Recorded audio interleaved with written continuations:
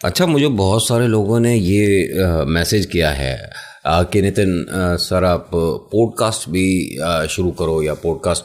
तो उसके बारे में आपको अगर बहुत अच्छे से प्रॉपर पूरी जानकारी है तो मुझे बताइएगा, क्योंकि मुझे उस बारे में कुछ ज़्यादा अता पता है नहीं। मुझे तो यहाँ बताया जाता है कि कहानी है, आपको सुनानी है, कैमरा चल जाता है, मैं बैठ जाता हूँ, सुना देता हूँ।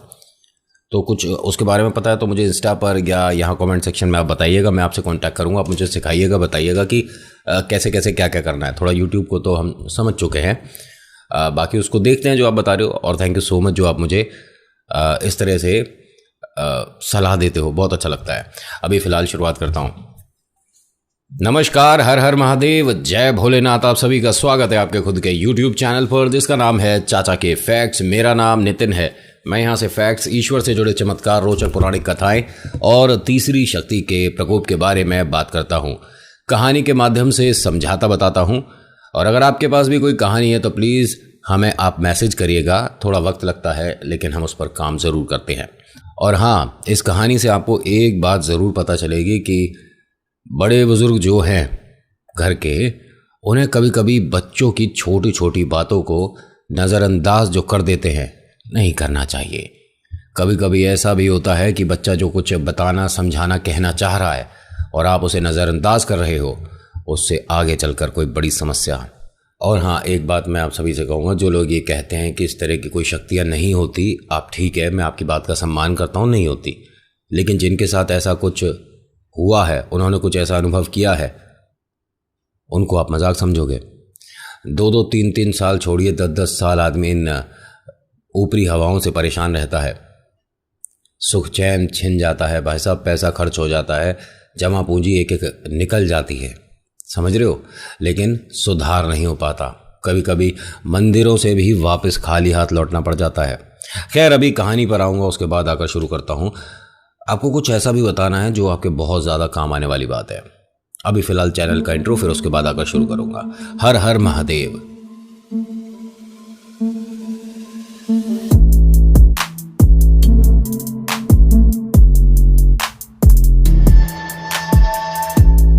अच्छा, कहानी शुरू करने से पहले हर बार की तरह आपको अच्छी लगती है तो लाइक करिएगा, शेयर करिएगा, सब्सक्राइब करिएगा चैनल को अगर आप पहली बार आए हैं, ठीक है। और मेरी आप सभी से एक रिक्वेस्ट है कि आप अगर सब्सक्राइब कर चुके हैं तो किसी अपने मित्र से भी करा दो, मतलब थोड़ी सी मेहनत करा दो, मतलब थोड़ा सा हम भी कोशिश कर रहे हैं, आप भी कोशिश कर लो। और हाँ, कमेंट में ज़रूर लिखिएगा, जय श्री मेहंदीपुर बालाजी महाराज, आपका नाम आपकी जगह। जैसा कि मैंने आपको पिछले भाग में बताया था कि संदीप अपने भाई को, मयूर को, मेहंदीपुर बालाजी ले जाना चाह रहा था। और मयूर के कहने पर वो इस बात के लिए एग्री हो गया, मतलब राज़ी हो गया कि ठीक है, मैं घर पर किसी भी तरह का कोई बहाना बनाकर हम सभी लोगों को मेहंदीपुर बालाजी लेकर जाऊंगा। पिता को जब तक बताता, पिता ने पहले ही मना कर दिया कि कल कहीं कोई नहीं जाएगा, हमारे रिश्तेदार आ रहे हैं, मतलब छोटा जो इनका सबसे भाई है वो आ रहा है, बच्चों का चाचा आ रहा है, तो कहीं भी बाहर जाने का कोई प्लान नहीं बनेगा।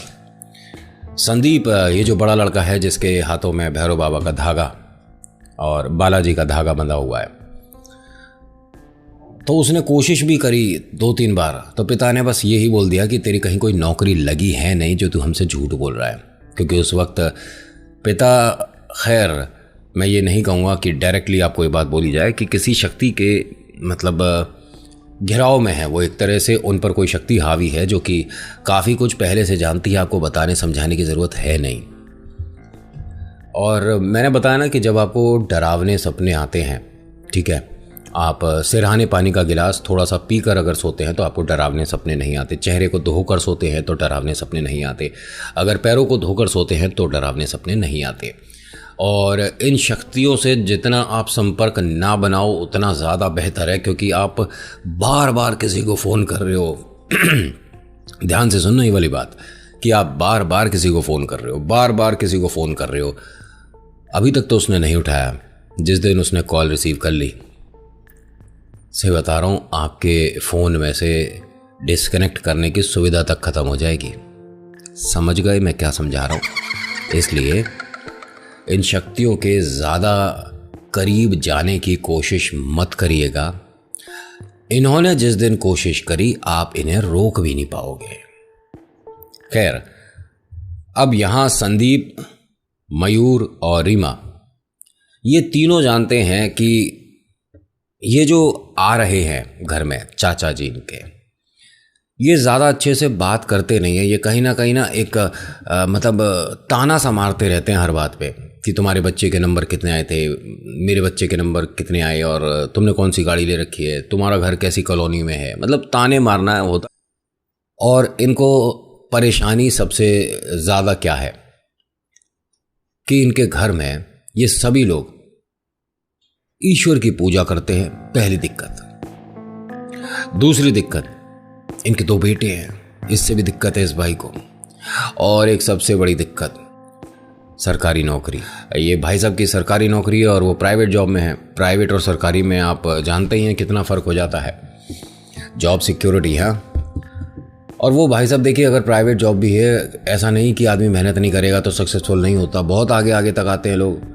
लेकिन ये जो है, जो इस विद्या में काफ़ी कुछ जानते हैं, ये अपनी जॉब भी इसी वजह से खो चुके थे। कई बार जॉब लगी, कई बार जॉब में वहाँ ऑफिस में किसी ने कुछ किया देखा तो इन्होंने भी शुरू कर, मतलब बस मैं आपको छोटे में बता देता हूँ, ऑफिस में भी इस तरह की हरकत करते पाए गए जिसकी वजह से इन्हें ऑफिस से साफ शब्दों में बोलूँ कि निकाल दिया गया।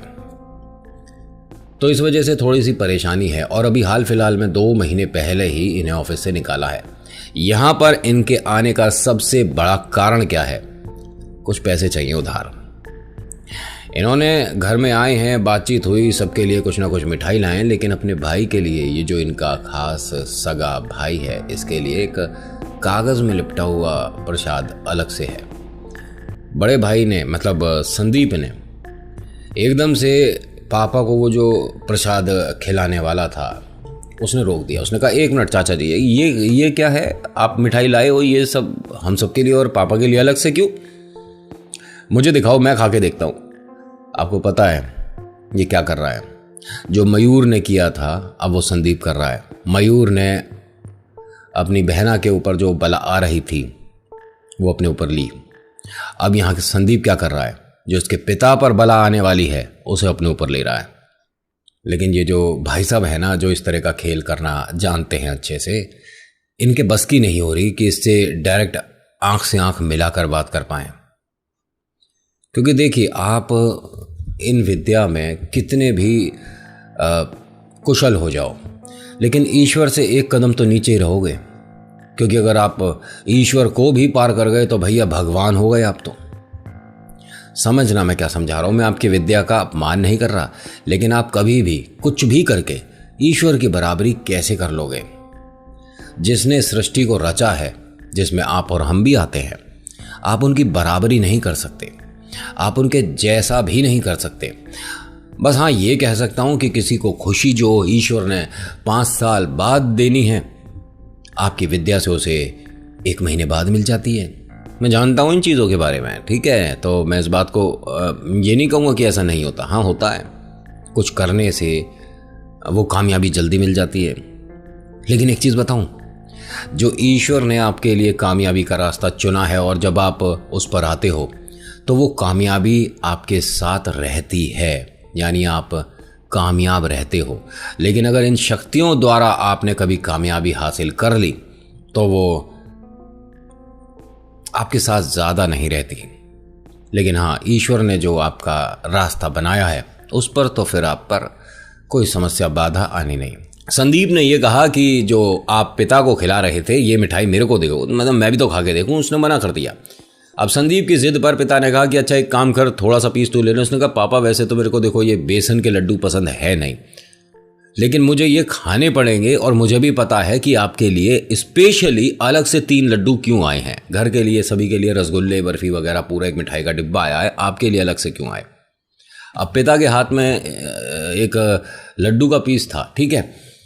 अभी वो खा नहीं रहे, अपने भाई से बात ही कर रहे थे और भाई इस इंतज़ार में था कि किसी तरह से लड्डू खाए। संदीप ये चीज़ नोटिस कर चुका है और संदीप के हाथ में भी वो लड्डू है, प्रसाद है, और 3 पीस थे। और संदीप ने क्या करा, 2 पीस अपने पास रख लिए और एक पिता को, मतलब पिता ने जब कहा कि चल आधा आधा कर लेते, तो एक उनके हाथ में, अभी वो खाए नहीं है। अब वो इंतज़ार कर रहा है, आदमी बात तो कर रहा है, इनके सवालों के जवाब भी दे रहा है, लेकिन इंतज़ार कर रहा है कि कब ये शुरू करेगा खाना और कब मेरा खेल शुरू होगा जो मैं इसके लिए कर कर आया हूँ। जैसे ही पिता ने बात करते कहते खाने की कोशिश करी, संदीप ने हाथ मार दिया और हाथ लगते के साथ ही वो बेसन का लड्डू तो वैसे ही इतना सॉफ्ट होता है, वो गिरा और सब चूर चूर हो गया। उस आदमी को बहुत बुरा लग रहा है ये। अरे ये सॉरी पापा, वो गलती से, मैं तो बस आपको ये कह रहा था कि उस पर शायद मक्खी थी, क्या था, सॉरी। अरे कोई बात नहीं, मैं साफ कर देता हूँ। इनने खाने नहीं दिया और वो जो संदीप के पास थे लड्डू, वो संदीप ने अभी अपने पास ही रखे हुए, खाया नहीं है उसने। इसे अब वो कुछ करके देखना है कि जो मैं समझ रहा हूँ ऐसा कुछ है या नहीं है। उन अंकल ने कहा संदीप से कि अरे बेटा एक काम कर, पापा को वो दूसरा लड्डू दे दे। वो कहा, उसने कहा अब मैं नहीं दे रहा चाचा, पापा ने अपने हिस्से का गिरा दिया, अब ये बचे दो, ये तो मैं खाऊंगा। अब बाकी सब बातों में लग गए हैं, लेकिन वो आदमी इसे संदीप को और संदीप को ये आदमी दोनों बुरे लग रहे हैं। संदीप ये समझ चुका है कि मेरे घर क्यों आया है, और वो ये भी जान चुका है आदमी कि संदीप शायद मेरी विद्या के बारे में या जो मैं करने आया हूँ उसके बारे में कुछ ना कुछ जानता है। इसे अंदाज़ा कैसे हुआ मैं जो करने वाला हूँ? खैर, मुझ पर ऐसा नहीं कि सिर्फ एक ही तरीका है, मेरे पास बहुत तरीके हैं। उन भाई साहब ने इनके घर में कुछ पानी इनके पास था, एक मतलब नॉर्मल साधारण पानी की बोतल थी। पिता से क्या बोलते हैं कि भाई बहुत समय हो गया, मैंने तुम्हारा घर पूरा आज तक देखा ही नहीं। उसने कहा देखने में है ही क्या भाई, छोटा सा मकान है, ऊपर 3 कमरे हैं, नीचे 2 कमरे हैं, बस छोटा सा मकान है। नहीं फिर भी मुझे देखना है। एक काम करो, आप दिखाओ, चलो भैया देख के आते हैं। संदीप पीछे पीछे चल रहा है। बेटा तू कहाँ आ रहा है? मैं और भाई साहब चल तो रहे हैं, जा बेटा तू वहाँ बच्चों में बैठ और खेल। नहीं मैं भी तो देखूंगा, आप हमारे घर में जो देख रहे हैं कि मतलब कोई आप राय बताओ, कुछ कहो कि यहाँ खिड़की होनी चाहिए या ये दरवाज़ा गलत है, ज़रा मैं भी तो देखूं। तो उन्होंने धीरे से संदीप के पास आकर बोला, अगर मैंने किया ना भी तो यहाँ तू रोक नहीं पाएगा। संदीप ने उतने ही धीरे से जवाब दिया, तू कुछ कर भी नहीं पाएगा यहाँ, ये मेरे पिता हैं और वो मेरा परिवार है, तू कुछ नहीं कर पाएगा। मैं जानता हूं क्यों आया है यहाँ। और हाँ, वैसे तो बड़ों से सम्मान से बात करनी चाहिए, लेकिन तू इस लायक है नहीं। अब इस आदमी को बहुत बुरा लग गया। ये तो भाई साहब 3 दिन रुकने आया था, इसको जवाब क्या मिल गया। लेकिन यहाँ वो कहते हैं ना, ईगो पर बात आ गई। भाई साहब उसने कुछ पढ़कर पानी से क्या छिड़कना मतलब किया जो संदीप ने बताया, मतलब बाद में फ़ोन पर। 15-20 मिनट में इनके घर में एक तरह से छोटी छोटी बातों पर आनाकानी होनी शुरू हो गई। मतलब मनमुटाव होना शुरू हो गया परिवार के बीच में, आर्गुमेंट शुरू हो गए, चिड़चिड़ापन शुरू हो गया। संदीप समझ रहा है कि ये किस वजह से हो रहा है। छोटी छोटी बात पर पापा को गुस्सा आ रहा है, छोटी छोटी बात पर माता पिता आपस में थोड़ा सा बहस हो रही है, और जो गुड़िया है वो न जाने किस बात की जिद, मतलब हर कोई कंफर्टेबल नहीं है अब घर में। कंफर्टेबल सिर्फ 3 लोग हैं, एक ये चाचा जो आए हैं, इनकी धर्मपत्नी, और इनके साथ जो इनका बेटा आया हुआ है वो। ये जो बेटा है ना, ये भी इस विद्या के थोड़ा नज़दीक है। इसको सबसे ज़्यादा बुरा मयूर लगता है। क्यों? मयूर के पास अच्छा फ़ोन, अच्छा लैपटॉप, अच्छा कॉलेज, अच्छे नंबर, क्योंकि वो इसकी उम्र का है। यकीन मानिए आज की डेट में बच्चे इस बात को भी दिमाग पर बैठा लेते हैं और फिर इस तरफ कोशिश करते हैं कि किसी तरह से हम उसका कुछ मतलब उस पर कुछ करें। तो ये सब आजकल बड़ा कॉमन सा लग रहा है लोगों को, लेकिन इससे परेशानी कितनी हो जाएगी आप अंदाज़ा भी नहीं लगा सकते। और ये गलत है। अगर आप काबिल हैं तो आपको ज़रूरत ही नहीं पड़ेगी, और अगर आप काबिल नहीं तो इनसे भी आप कितनी दूर तक जाओगे, इनके सहारे कितनी दूर तक जाओगे। होता क्या है कि इनके घर में इन 3 को छोड़कर सभी लोग थोड़े से अब अनकंफर्टेबल हैं। नीचे वाला एक कमरा इन तीनों को इन लोगों ने मतलब फैमिली ने, संदीप की फैमिली जो है, इन सब ने दे दिया और सब लोग अपने अपने रूम में हैं।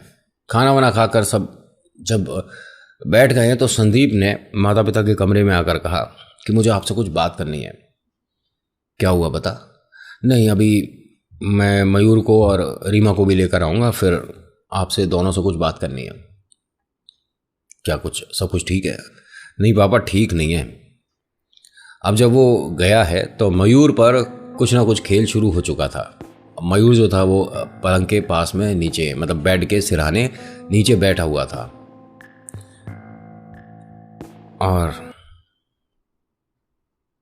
वो लड्डू खा रहा था जो ये लोग लाए थे। बड़े भाई ने एक तरह से वो छुपाया था कि मुझे रात में अपने सिरहाने रखकर सुबह महसूस करना है कि वो क्या है जो मैं समझ रहा हूँ, और उसे वो खा रहा था। उसका तो काम बन गया, जो इनके घर में आया था आदमी, इनका छोटा चाचा, उसका तो काम बन गया। उसे तो घर का कोई एक सदस्य चाहिए था, जो कि अब मिल गया है, मयूर। जैसे ही संदीप ने देखा, उसने उसके हाथ पे हाथ मारा, झटका दिया और वो सब गिरा दिया। भाई साहब, जमीन पर एक भी उसका कतरा उसने छोड़ा नहीं मयूर ने। ठीक है, सारा खाया उसने, गुस्से में, इस तरह से जैसे किसी जानवर से आपने उसका खाना छीन लिया हो। इस तरह से घुर्रा रहा, इस तरह से गुस्से में है भाई के ऊपर कि मैं खाऊंगा भी, मुझे खाने दे, मुझे भूख लग रही है और मुझे ये पसंद आया। संदीप समझ गया और उसने भी अब रोकना सही नहीं समझा कि अब तो हो चुका है जो होना है, अब ये देखना है कि इसकी वजह से कल क्या होने वाला है। रीमा आई। रीमा ने कहा कि भैया ये ज़मीन पर पड़ा क्यों खा रहे हैं, आप कह भी कुछ नहीं रहे। बेटा तू पापा के कमरे में जा, मैं आ रहा हूँ। भैया ये कर क्या? अरे तू जा ना बिटिया, मैं कह रहा हूँ, जा गुड़िया जा। अब जब मयूर ने सारा ये प्रसाद तो नहीं कहना चाहिए, मीठा, ये जो मीठा था खा लिया, उसके बाद इसकी तरफ देखकर हंस रहा है। रोक लिया तूने। और ये वो शब्द बोल रहा है जो दोपहर में चाचा ने बोले थे, वो ही सारे शब्द बोल रहा है। यानी कि चाचा अपने कमरे से इसे वो बुलवा रहा है जो कि वो बुलवाना चाहता है, अगर आप मेरी बात समझ रहे हो। तो इसने क्या जवाब दिया संदीप ने कि मयूर तुझे पापा बुला रहे थे और उनके पास जो तू खा रहा था ये थोड़ा सा और रखा हुआ है, तो वो कह रहे थे कि मयूर जब ये खा लेगा तो आ जाएगा मेरे पास। मुझे बुला रहे थे पापा। अब ये पापा के कमरे की तरफ चल दिया। ध्यान से सुनना भी है। अब चलते चलते ये बार बार मुड़ मुड़ के उसे देख रहा है, संदीप को। इनमें से कोई भी संदीप की तरफ ना, पहली बात तो आता कम है, दूसरा इस पर वो जोर अपना दिखा नहीं पा रहे हैं। पता है ना आपको इसके हाथ में क्या है? बालाजी का धागा और भैरव बाबा का धागा। पापा के कमरे में जाने के बाद क्या बोला, भाई साहब कहाँ है वो जो आपने लड्डू रखा था, मीठा कहाँ है भाई साहब वो? अब यहाँ मम्मी ने कहा कि पागल है क्या, मतलब डैडी को भाई साहब बोल रहा है, पहले तो यहाँ बैठ जा। संदीप ने बुलाया, सबको क्या कहना चाहता है। संदीप आया और उसने अंदर आते ही दरवाज़ा बंद किया। सबको क्या कहा, आप मेरी बात ध्यान से सुनिएगा। मयूर पर ये जो चाचा जी आए हैं, इन्होंने कुछ करा है।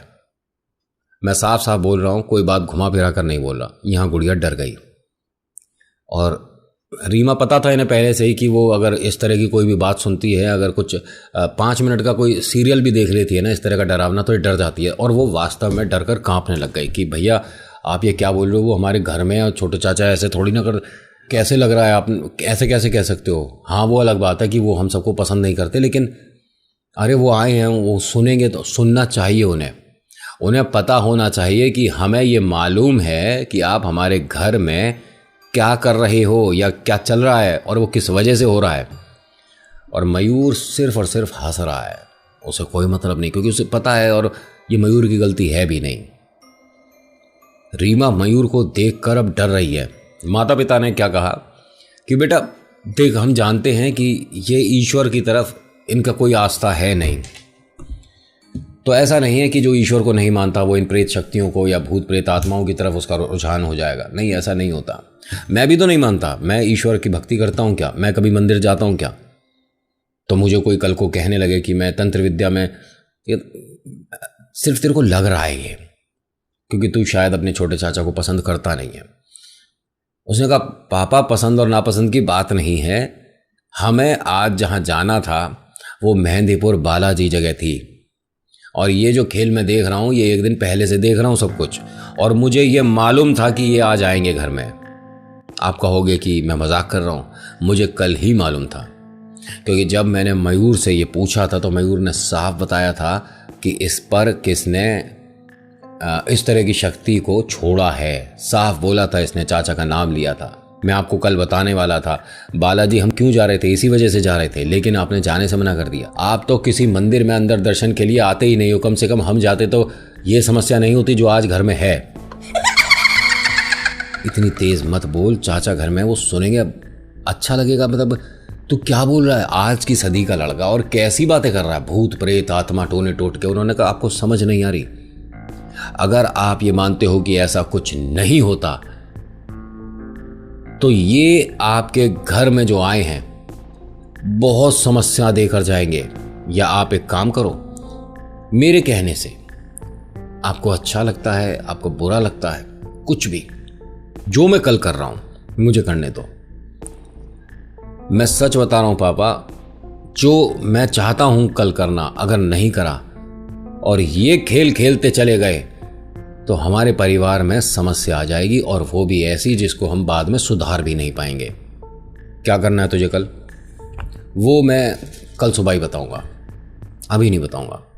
मयूर सिर्फ और सिर्फ हंस रहा है, ना वो किसी को परेशान कर रहा है, और ऐसे में तो डरना नहीं चाहिए ना, बस वो खड़ा ही तो है साइड में, किसी से कुछ कह नहीं रहा है, कुछ बात नहीं कर रहा है। लेकिन हाँ, एक छोटी सी बात आपको बता दूं, जैसे होता है ना बहुत से लोगों को नाखून चबाने की आदत है, तो ऐसे में उसने अपनी उंगली का मांस काफ़ी चबा लिया, थोड़ा सा ब्लड वगैरह, कोई बात नहीं है, तो नॉर्मल है उसका, है ना, नॉर्मल है। अपने आप को परेशान करना नॉर्मल होता है। जो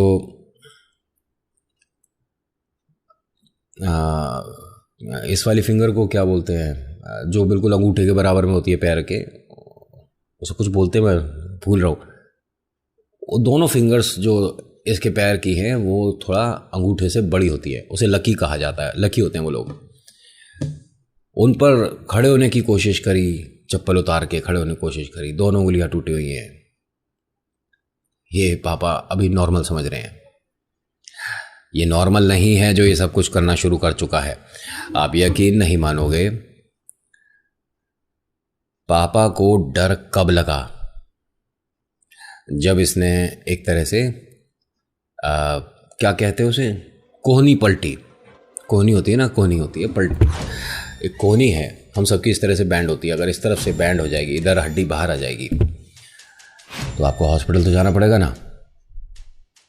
इसने सबके सामने, टेबल का कॉर्नर था, वहां पर हाथ रख के अपने दूसरे हाथ से मोड़ दिया था। पापा इतनी तेज चिल्लाई ये देखकर कि कर क्या रहा है बेवकूफ़ी, और वो सिर्फ हंस रहा है, आंखों में आंसू नहीं है भाई साहब, बिल्कुल भी आंसू नहीं है, और उसे तो पता ही नहीं है कि वो क्या कर रहा है, उसे कोई अभी फिलहाल दर्द वगैरह, जैसे ही वो हटेगी ना शक्ति अभी, तो मयूर चिल्ला जाएगा, क्योंकि ये वो दर्द है जो कि बर्दाश्त करना बड़ा भारी पड़ता है। लेकिन अभी हंस रहा है, नॉर्मल है, और वो आदमी जो कर रहा है उसे बड़ा सुकून मिल रहा है। इनके घर में ये समस्या सिर्फ और सिर्फ मयूर पर क्यों आई है, इनके पिता के साथ क्यों नहीं हुआ? भाई ये जो पिता है ये तो किसी मंदिर भी जाते नहीं हैं, मयूर तो मंदिर भी जाता था, हनुमान चालीसा का पाठ भी करता था, इसके साथ ऐसा कैसे हो सकता है, इसके साथ ऐसा क्यों हो रहा है? पहला मैंने बताया ना कि वो जो पढ़कर लाया था आदमी, वो इसने खाया है। और हाँ, ये बात सच है कि अगर आप हनुमान चालीसा का पाठ भी करते हैं, हनुमान जी के आप भक्त भी हैं, लेकिन आपने कुछ ऐसा मीठा खा लिया तो पकड़ में आप भी आ जाओगे। ये बात समझ लेना, गलती से भी मत इसमें अपने आप को ये मत समझना कि नहीं हम पे तो कोई कुछ कर ही नहीं सकता, वो सब कर सकते हैं।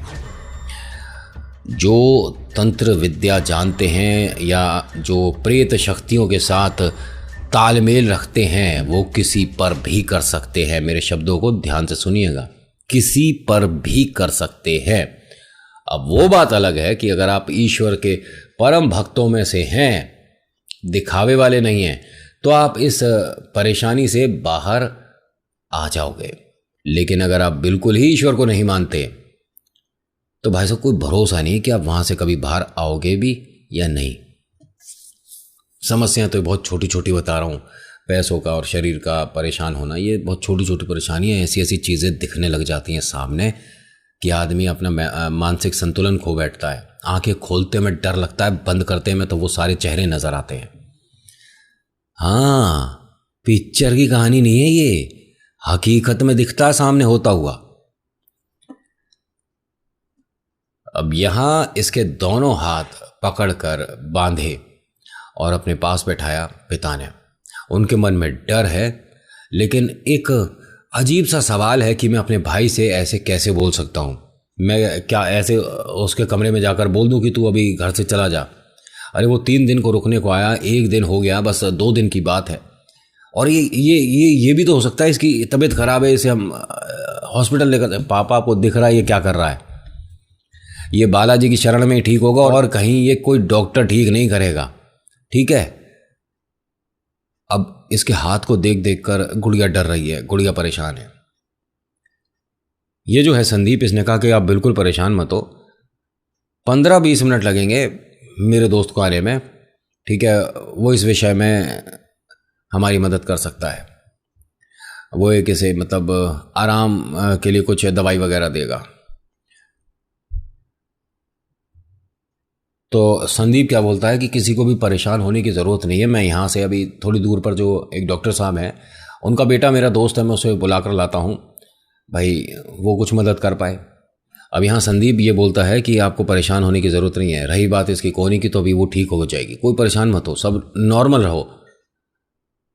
एक बड़ा सा कपड़ा लिया संदीप ने, और जिस तरह से उसके दोनों हाथ बंधे हुए थे, वहीं उसी तरह से कोहनी पर जोर लगाकर उसने, न जाने कैसे ऐसा हो जाता है, अपने को तो खैर इतनी बात पता नहीं, जैसा उन्होंने बताया कि उन्होंने ऐसा किया था और सबने देखा, उन्होंने वास्तव में कोहनी को वैसे ही पलट दिया जैसे होती है नॉर्मल साधारण।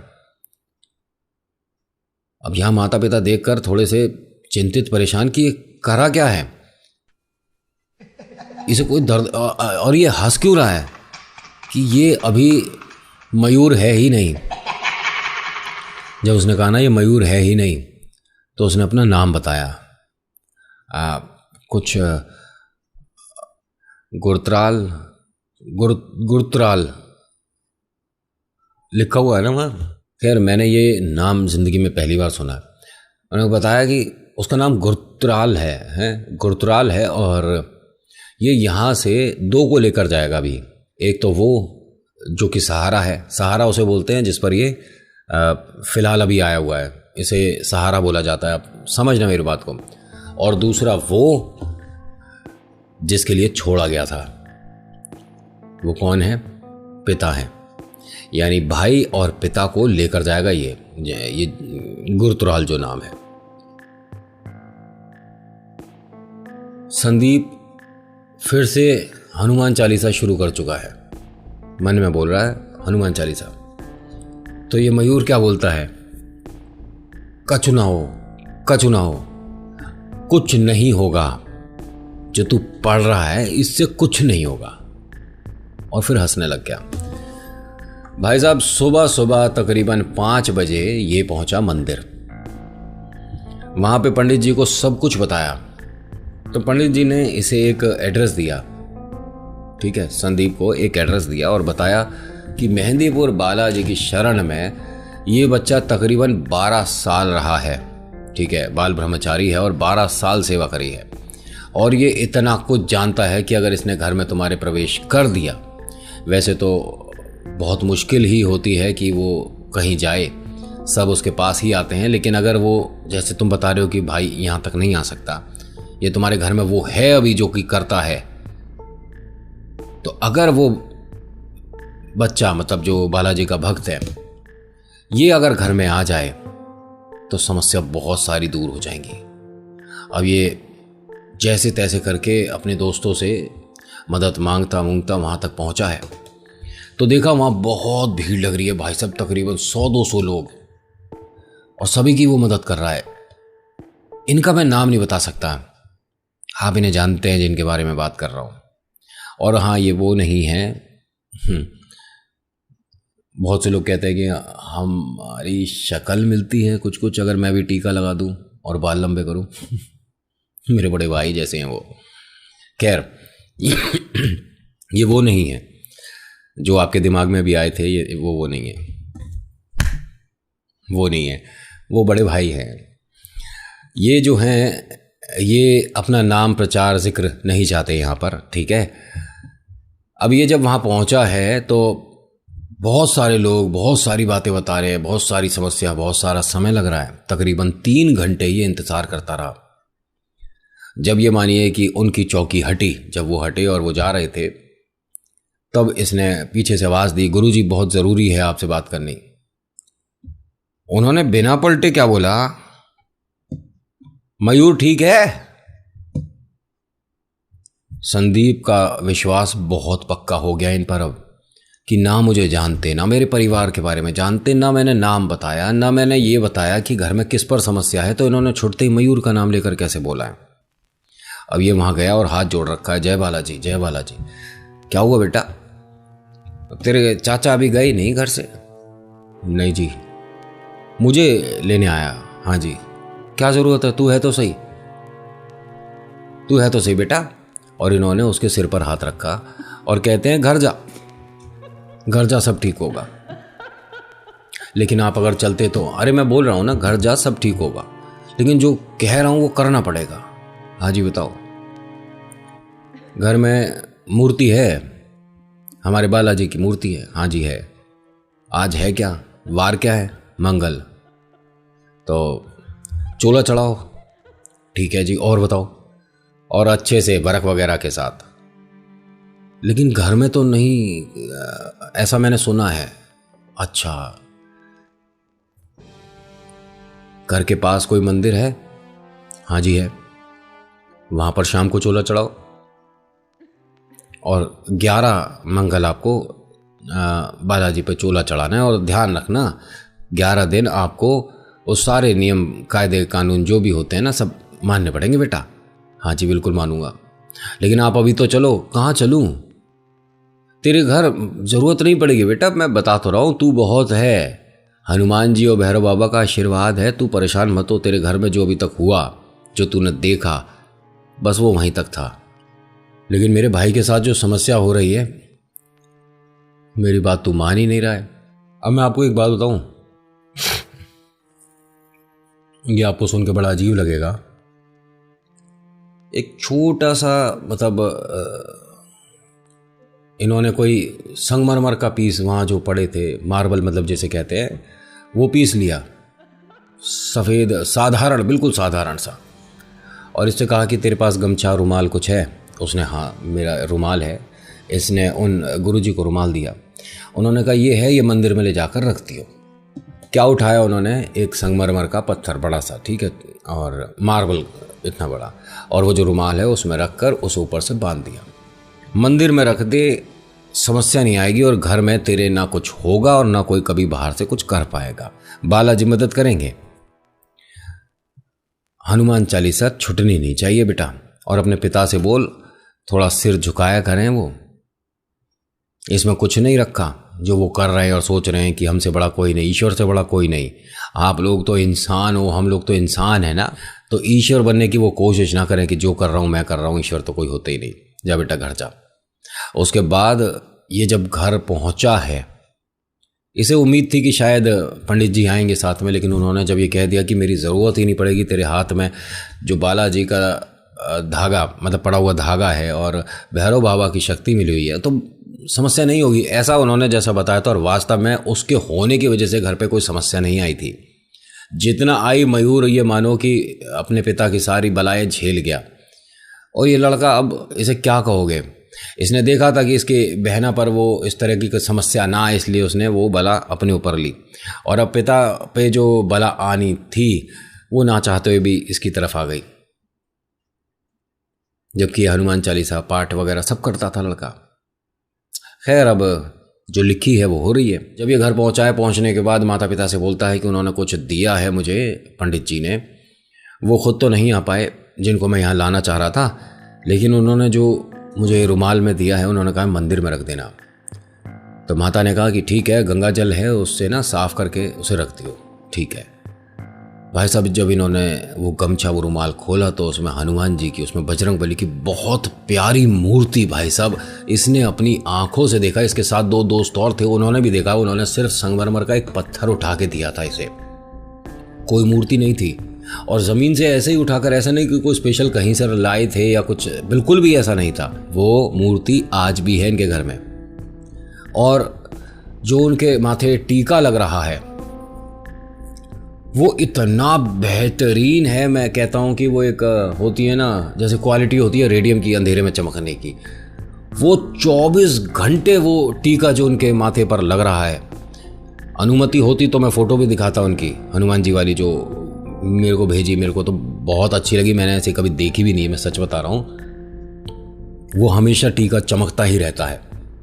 और जब उठा के इन्हें दिया गया था तो वो सफ़ेद पत्थर था, और जो अब इनके पास ये रुमाल खुल के मिल रहा है तो ये भी सफ़ेद, लेकिन उस पर हल्का हल्का शेड केसरी का है, हल्का हल्का। माता ने कहा कि तू तो ये बता रहा था कि उन्होंने कोई पत्थर दिया था रखने को, ये तो बालाजी की मूर्ति तू।